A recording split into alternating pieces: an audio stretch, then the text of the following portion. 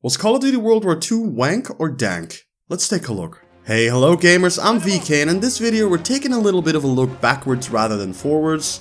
I didn't feel like making a video about the future, and you'll understand why if you've seen my latest video. But let's talk COD and what I thought of Call of Duty World War II, and I don't have any strong issues with the game necessarily, but I also don't have anything that I love absolutely. I think this game was the victim of its own mediocrity, and let's take a look why. For the sake of convenience, I'll be putting timestamps in the description so you guys can just jump to each one of the points that I'll be discussing. These points include the maps, modes, gunplay, performance, variants, events, and overall its innovation, but let's start with the maps. Look, this is the part of a game where people need to fill in their opinions and experiences, because for me, I always felt like the issues of the maps came down to poor design. Some maps felt too big and some too small because the maps were either insanely open or insanely trapped. I'm thinking of maps like Gustav Cannon or the opposite Shipment, which came a bit later, but that doesn't change my point. And I also know that they didn't design that map, but at the same time they did decide to put it in. World War II to its core was a game that was flawed by its own innovation, and the maps helped to create that problem. Shipment was too small, causing grenade spam and fire shotguns to be very annoying, not to mention knifers to be all over the place. And you couldn't play Gustav Cannon without being sniped or mowed down by an LMG, and I know what you're going to say. VK, it's because people are choosing classes that fit the map so they play to the best of their ability.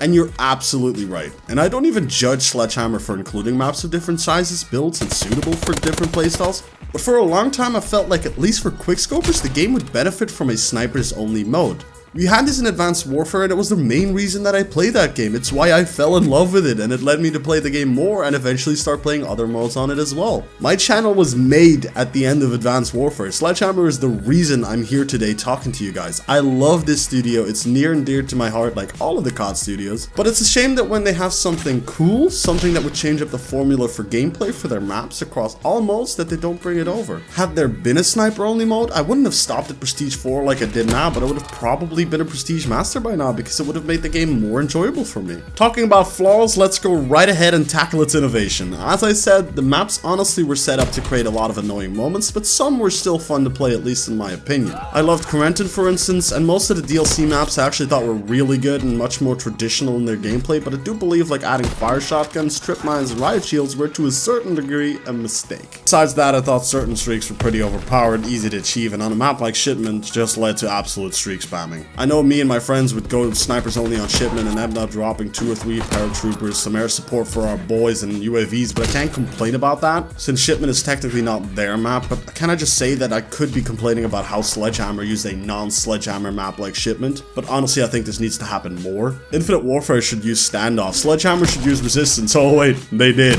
And Treyarch should use Corentin in the future. Use maps at your leisure, as long as they work with your current map set, and more importantly, as long as you don't cut out any maps that you would have otherwise made. For instance, give me a decent amount of maps at launch, and as a bonus for instance pre-ordering, give me a map remake and I would be happy. World War II did some great remakes, so I'm happy there.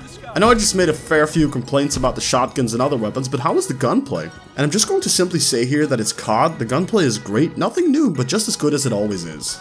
The one thing that I need to complain about here is that if you decide to be the poisonous fool that uses said incendiary shotgun, then why do you have to put the shells in each time after you respawn? And also, why do you have to put on a silencer every start of the match? Like, I get that it's supposed to be a quality of life improvement for the silencer, but can't we just get a toggle setting in the menu for this in the future? Seriously, I like playing stealthy, but having to put on a suppressor each time just made it get annoying, not to mention with the UAV spam, this game wasn't great for ninjas anyways. Speaking about ninjas, you'll definitely find some on S&D as always, but how are the modes in general on World War II? Well, I think they've definitely tried to be creative, but in my opinion to no avail. The only fresh mode I liked was War Mode, and really that's just a payload rework from hero shooters like Overwatch and Team Fortress. Does that mean that the modes in World War II were bad? No, definitely not. They just weren't anything to write home about. The only good thing I can say is that all your favorites were there, even hardcore modes, despite Sledgehammer being one of the newer studios in the franchise. World War II definitely tried. They even added a mode that lets you fly around with planes in an FFA fashion and take each other out in dogfights, which I did not see coming, but I actually enjoyed it. But what I also enjoyed were the events. Community challenges were set up so players would have to all play, and if the community reached the threshold, you'd be rewarded with variants, emblems, uniforms, and more. Limited time playlists were set up for people to enjoy, as well as things that you wouldn't expect from a World War II game, such as Sandbox, a map that was obviously obviously inspired by Black Ops 3's Micro, but I have no quarrels there. The idea is great, and the little touch that you yourself were a toy soldier,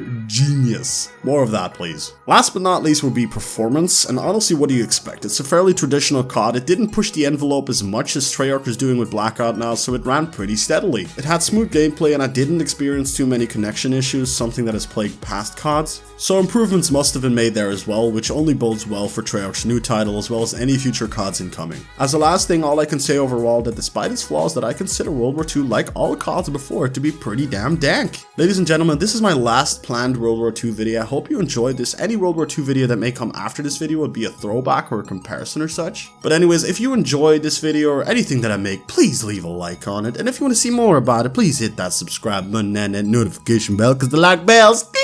This has been VK, and I will see you in Black Ops 4.